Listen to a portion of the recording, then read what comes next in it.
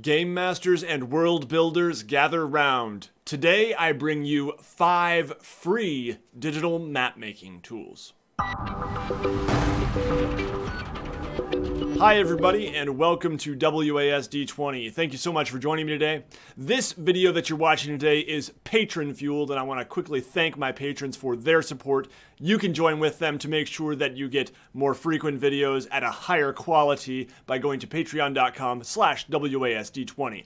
But now, the 5 free digital map making tools.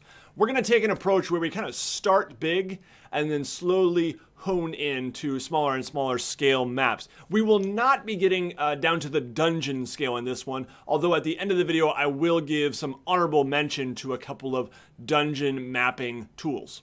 So without further ado, let's begin with our very first tool. The first tool we're going to be taking a look at today is Donjon. A lot of you are probably familiar with Donjon because it just has a wealth of resources for world builders and game masters. Just tons and tons of cool stuff. If you don't know about the site, you need to check out this site. Just click links and poke around and you'll see so many amazing things that are incredibly useful. But this one right here is the Fractal World Generator.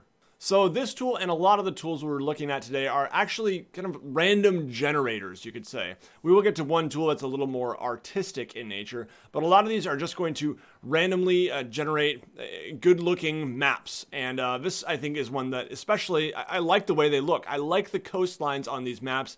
You can mess with some of the settings here, choose what percentage of water and ice, what style you want, and all this stuff. But I'm just going to go ahead. This is the first one that popped up, and we're just going to hit create.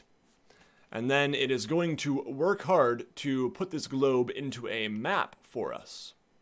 And there you have it. So this is our globe now kind of rolled out flat. And I think it makes really nice looking coastlines. So the way that I use this personally is I draw my own maps, but I use these coastlines as inspiration, especially if I'm struggling to come up with shapes that I think look good. Sometimes I'll go to something like this and I immediately latch onto a certain point and say, I really like that area. I'm going to use a little of that. And you can do that, whether you're drawing your map on paper or whether you are using another digital map making tool like Incarnate or Wonderdraft or Photoshop or Campaign Cartographer, whatever you're using, you can use these coastlines as inspiration, and I really like the way they turn out in general.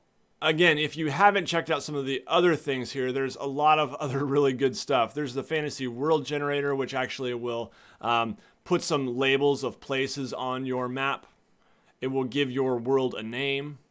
So as it is slowly loading here, I mean, this took a while. This was like 30 seconds here. So there's clearly a lot going on behind the scenes to generate some of these. But look, the Tomb of Horrors is on my map. So you can see that this puts hexes there. You've got mountains and hills and forest icons.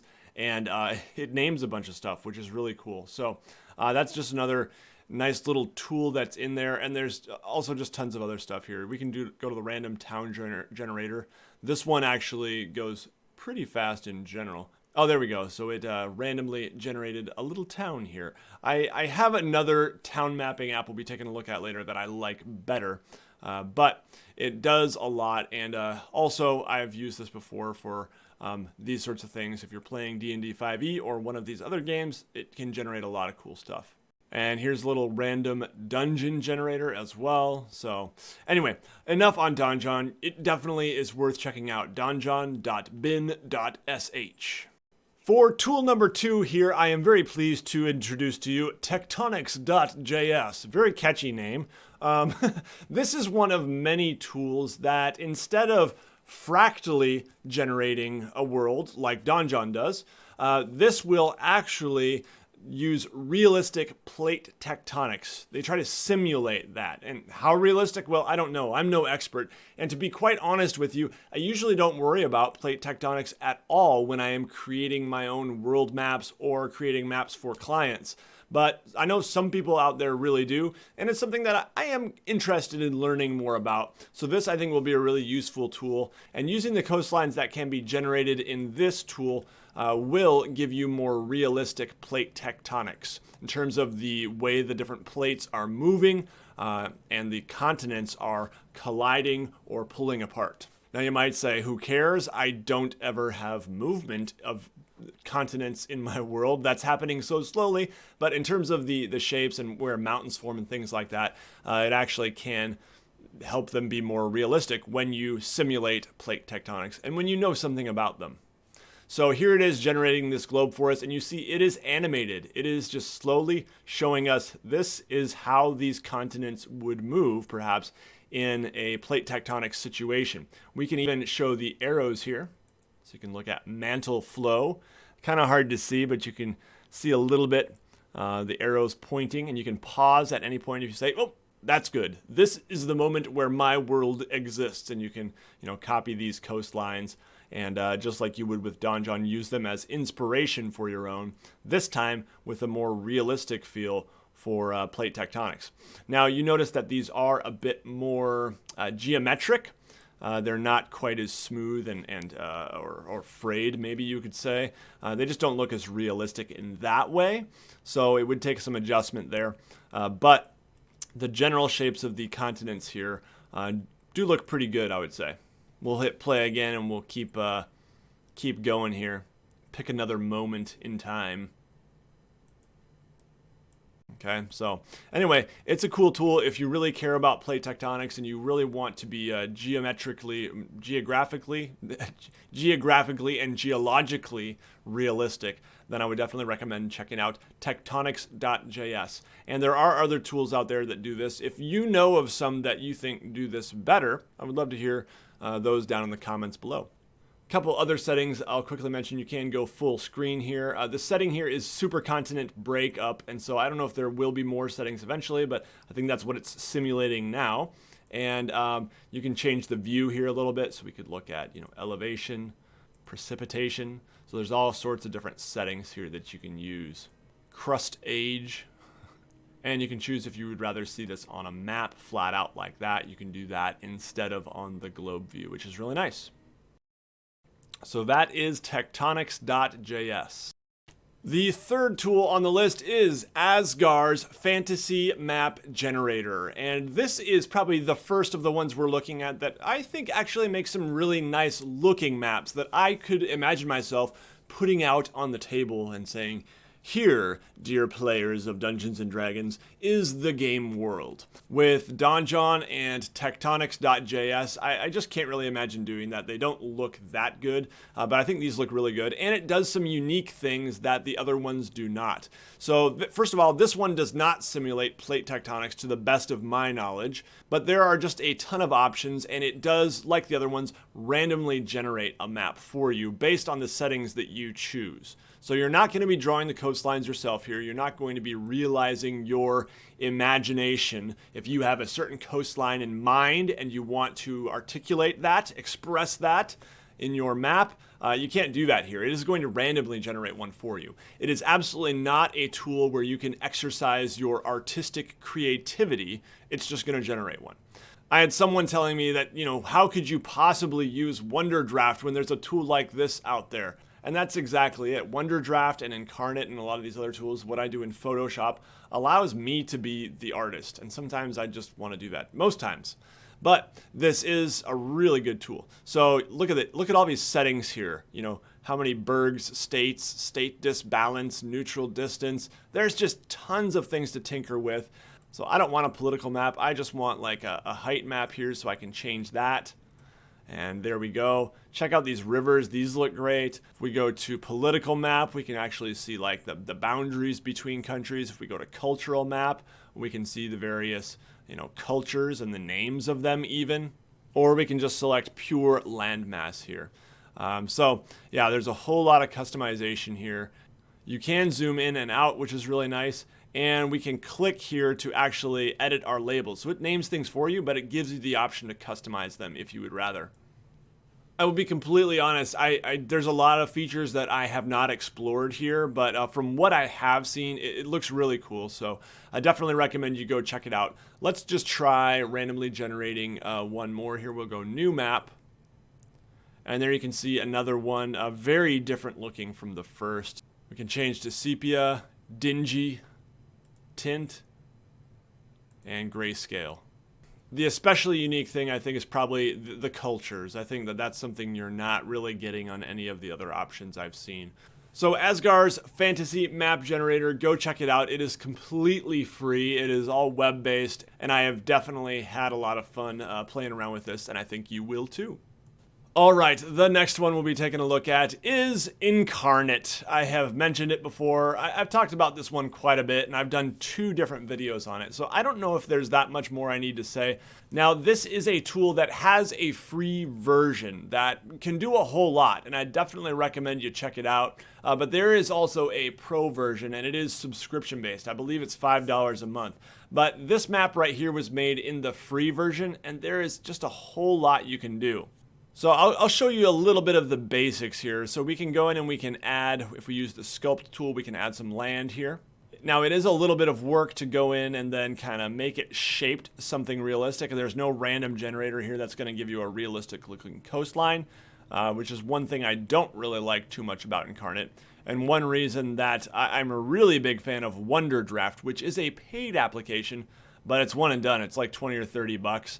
So yeah, Inkarnate in this version we're looking at now is free. So I've made a peninsula that I think looks remotely realistic here.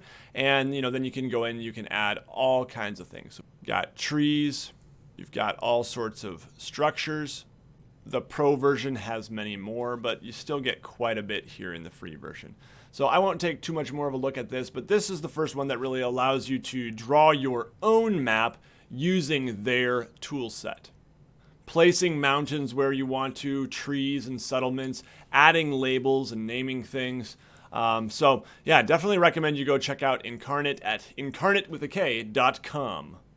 And the last tool we're going to be taking a look at today is Whatabout.itch.io. Huh?